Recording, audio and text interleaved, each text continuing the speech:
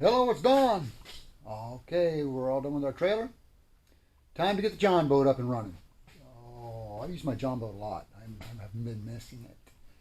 So we got float pods for it.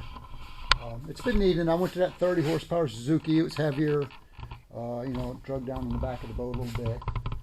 The transom extension I had, because it's a 15-inch transom, I went to a 20-inch, and the one I had wasn't working good. So we built this new one. This is all out of aluminum, and it came out great. Just came out fantastic. Now it's right in line with the transom where it was. Instead of behind it, we got our stiff knee runs right down into the floor, just to really make things strong. I got 2 bolts in here right now because I want to just set the motor on here temporary.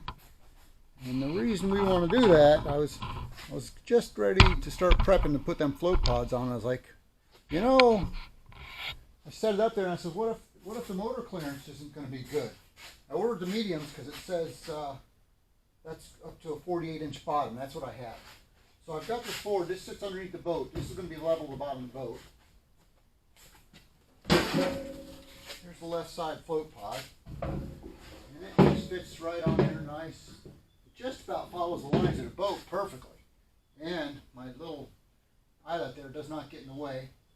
And we're going to weld this on all the way around. I got a spool gun. But I set this up here. I was like, geez, that takes up a lot of room. I wonder if my motor's going to be able to turn the way it's supposed to. So we've got this plate on here, just temporary. We got 2 bolts in the floor just to hold it. I got 2 bolts through the transom.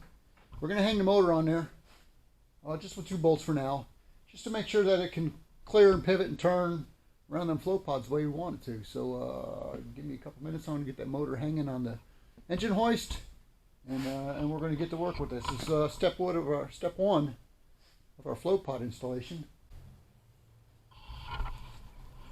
All right, we're back on the job, and I'm pleased with what I see. When I first put that float pod on there, I was a little worried. I was like, boy, that might interfere with the motor turning.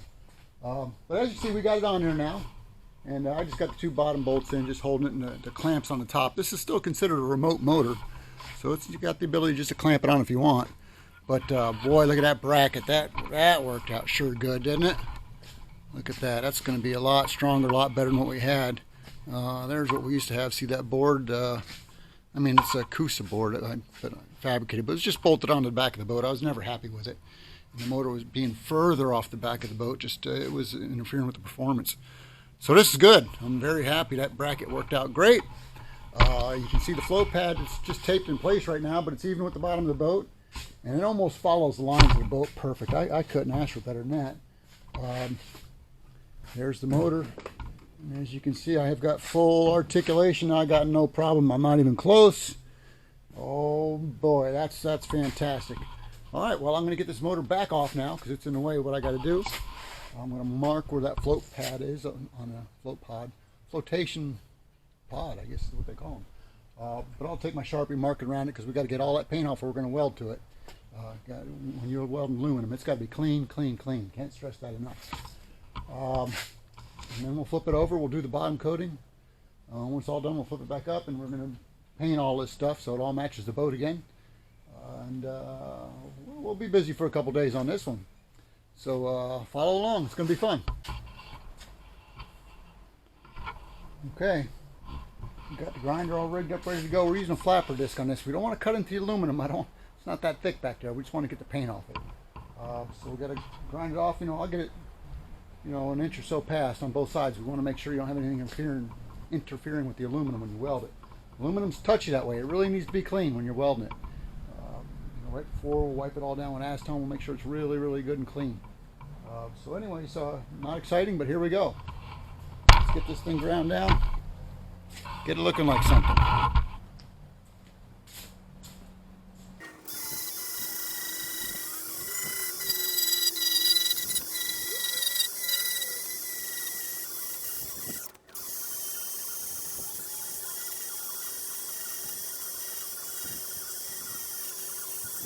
Too bad. You can see all these old marks on the transom here. You're probably wondering, what's that mess all over the back of his boat?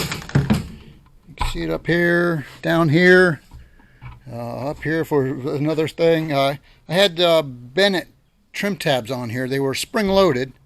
You know, they were nice and they helped. They weren't great, but they helped. The biggest problem on this boat was that extra weight of that motor was just dragging down the back of the boat. So these float pods are really going to be the answer. Let's go ahead and grind that other side. That didn't take long.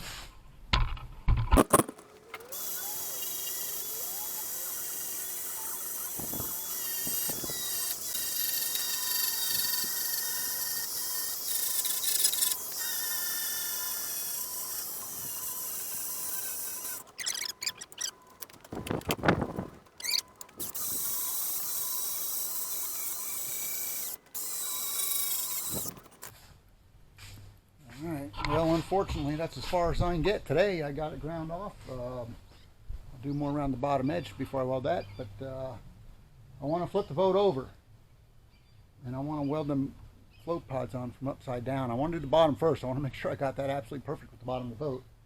And you know, this little Grizzly Tracker, it's a good boat, but it weighs a little over 400 pounds, 405 pounds bare.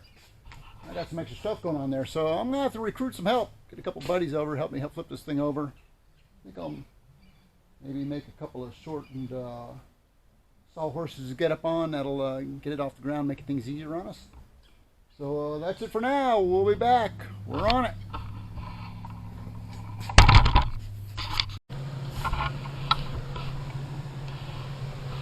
Okay, here we are back on the job. As you can see, I recruited some help, got the John boat flipped over. Worked out good yesterday. Somebody called up and says, hey, can you look at this job I need done? I said, bring it by, let me look at it. I said, by the way, bring a friend with you. I got to tip over this boat. And no problem, we got it flipped over, I got it blocked up. I got one float pod tacked into place here with the aluminum welder. Working out great. Oh man, this is working out great. So welding aluminum's a little tricky. You know, it's not like steel, or whether it's not quite as forgiving. Across the back and down the other side, I'll have no problem at all. It's rigid, it's solid. The aluminum can't pull. But down the face of it here, down through here, that's pretty thin. And as it heats, that metal will start to expand from itself. So I already tacked the ends. We'll put a tack in the middle. We'll go back and do some other stuff. Then we'll come back and tack the rest of it. And then we'll do the other side, of course. And while the boat's upside down, we're going to do our bottom coating. And we'll get it flipped over back upside down, right side up, back on the trailer. We'll weld the tops of these and the little splash rail I wanted to do. So anyways, let's not be talking. Let's get after it. Let's just do it. So here we go, welding on aluminum float pods. Oh, this is a wonderful day for me.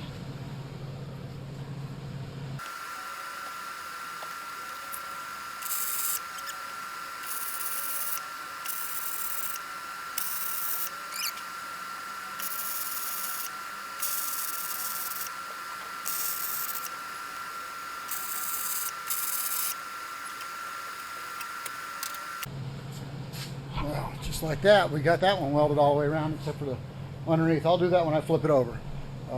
Can I weld upside down? Yeah. Do I have to? No, so I'm not going to. It's a lot better if you don't have to. These welds laid out beautiful. I had one little hole there. One little hole. Went back and dressed it up, no problem.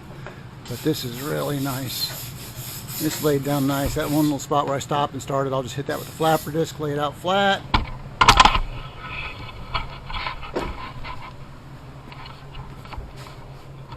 Got a really nice bead down this side here.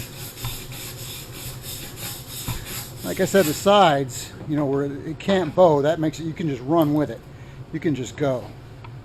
But on the flat face, that aluminum will warp, it'll pull away from your weld. All of a sudden you start making an ugly weld. You're like, what's going on? Well, your gap has gone up to 3/8 of an inch instead of nice and tight. And that's the difference. Anyway, so there we go. That's not falling off for sure. All right, we're going to do the other side. We're going to prep this bottom for bottom coating. Geez, I'm having fun. I don't want to stop, but I got to. You see I got my little light on down here. I don't know if you noticed that or not. That little, what do you know? It's a Milwaukee cordless. You know, you think, oh, it's making all that light while you're welding, but really, if you can keep a good light on your on your work area when you're welding, it sounds stupid, but you can see it much better. You can weld much better. So, you know, just a little thing, keep a little light there and your welds will be better. Well, that's it. There's one. I'm going to get this other one set up. We'll weld that back on, and I'll be back in a minute.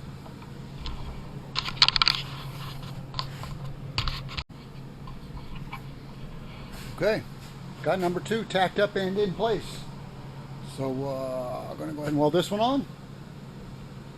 And then that's about all I can do with that. You know, like I said, I take my flapper disc. I'll just hit any little high spots, any little boogers, as I call them, little weld BBs. There's not much. It's a nice clean weld.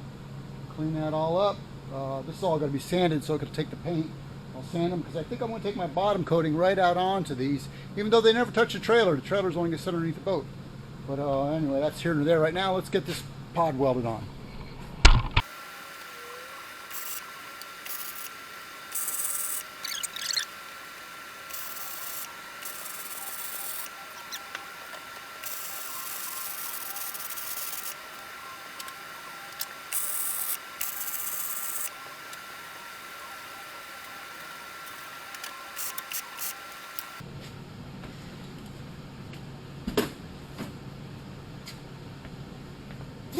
Those last little spots were probably nothing, but might have been a little hole.